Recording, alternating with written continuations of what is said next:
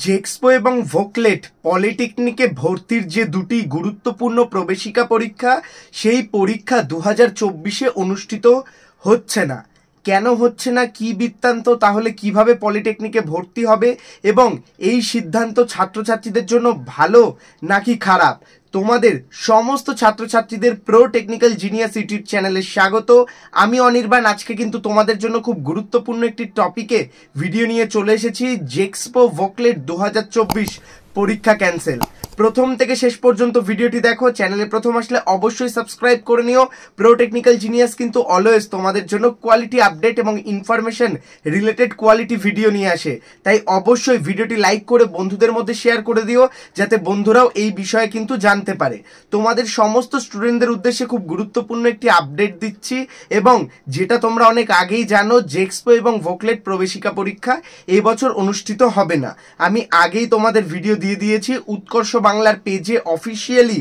এছাড়া প্রচুর খবরের কাগজ বা নিউজ পেপারে কিন্তু এই আপডেট চলে এসেছে। তাহলে এবার আমি তোমাদের জানিয়ে দিই, যেটা তোমরা আগে থেকেই হয়তো জানো, জেক্সপো এবং ভোকলেটের জায়গায় কিন্তু তোমাদের মাধ্যমিক এবং উচ্চ মাধ্যমিক, আইটিআই বা ভোকেশনাল এইচএস এর নাম্বারের বেসিসে তোমাদের অ্যাডমিশন হতে চলেছে। এইবার আসছি, এই বিষয়টা কি আদৌ ঠিক এবং এইভাবে অ্যাডমিশন নিলে ছাত্রছাত্রীদের জন্য সুবিধা নাকি অসুবিধা।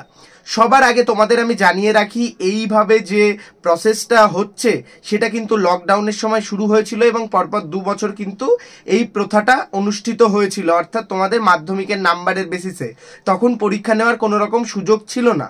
মিডিলে কিন্তু যখন পরীক্ষা নেওয়ার সুযোগ এসছিল, সেই সময় কিন্তু রাজ্য কারিগরি ভবন পরীক্ষা নিয়েছিল, এবং বিগত বছর অর্থাৎ গত বছরও কিন্তু জেক্সপো এবং ভোকলেট প্রবেশিকা পরীক্ষা হয়েছিল, এন্ট্রান্স এক্সাম হয়েছিল, এবং তার বেসিসে কিন্তু র্যাঙ্ক এসেছিল এবং সেই অনুযায়ী কিন্তু ছাত্রছাত্রীরা ভর্তি হয়েছিল। তো এইবার আমি তোমাদের যে বিষয়টা জানাই, মাধ্যমিকের নাম্বার অনুযায়ী ভর্তি যেটা বিষয় থাকে বা নাম্বারের বেসিসে ভর্তির ক্ষেত্রে কিন্তু অনেকগুলি সমস্যা দেখা দেয়।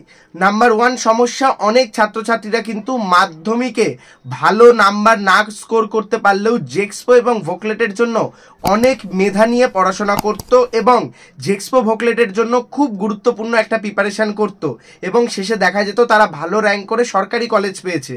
কিন্তু এই ক্ষেত্রে দেখা যাবে যাদের মাধ্যমিকে নাম্বার ভালো নেই, তারা কিন্তু কম্পিটিশন থেকে সরাসরি বেরিয়ে যাবে।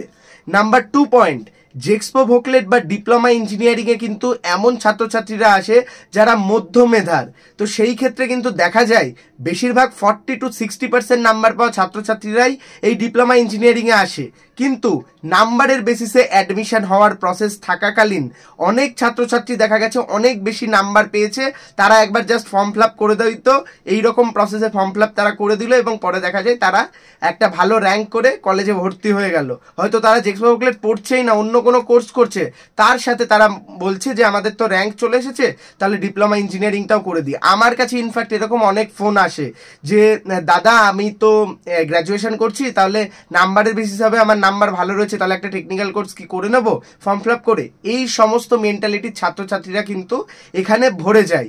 আর একটা বিষয় যেটা খুব গুরুত্বপূর্ণ এবং এই বিষয়ে কথা কিন্তু অনেকেই বলে না, সেটা যে সময়টা মাধ্যমিক উচ্চ মাধ্যমিক হয়নি, অর্থাৎ লকডাউন পিরিয়ডে কিন্তু অনেকের নাম্বার বেশি ছিল, তারা কিন্তু পরীক্ষা দিলে এত নাম্বার পেত না একদম, আমি এগুলো কিন্তু সরাসরি বলি।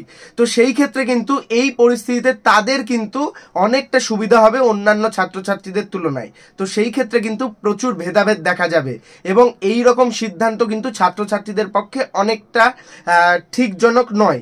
কারণ প্রতিটা ক্ষেত্রে, সেটা ইঞ্জিনিয়ারিং হোক বা তোমাদের নার্সিং হোক বা যে কোনো রকম কোর্সই হোক না কেন, প্রবেশিকা পরীক্ষা থাকাটা কিন্তু বাঞ্ছনীয়।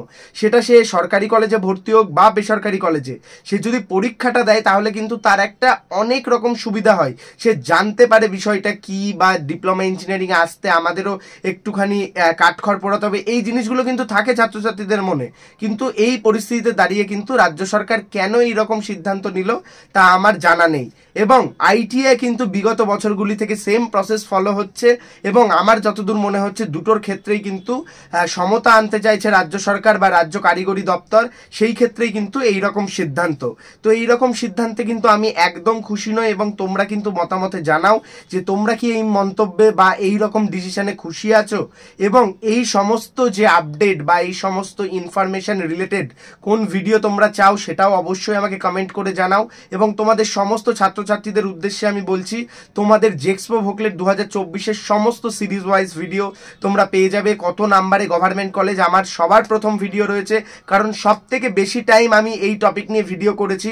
কারণ যখন এই প্রসেস আসে আইটিএ, তখন থেকে কিন্তু আমি এই যে পলিটেকনিক, ডিপ্লোমা ইঞ্জিনিয়ারিং থেকে শুরু করে সমস্ত এডুকেশনাল আপডেট এবং ইনফরমেশন দিই। তো সেই ক্ষেত্রে কিন্তু প্রতিটা খুঁটিনাটি আপডেট তোমরা চ্যানেল থেকে পেয়ে যাবে।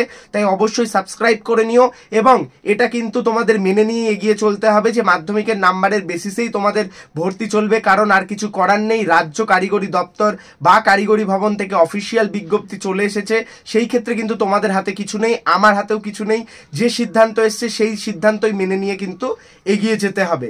তোমাদের সমস্ত স্টুডেন্টদের উদ্দেশ্যে বলছি, অবশ্যই ভিডিওটি লাইক করে বন্ধুদের মধ্যে শেয়ার করে দাও, এবং নিজেরা কিন্তু কমেন্ট করে জানাও যে তোমাদের কি মনে হচ্ছে, এই বিষয়টা কি ভালো হলো না খারাপ। ভালো থাকো, সুস্থ থাকো, প্রো টেকনিক্যাল জিনিয়াস ইউটিউব চ্যানেলের সাথে থাকো, সকল ইনফরমেশন সবার আগে পেতে থাকো। ধন্যবাদ।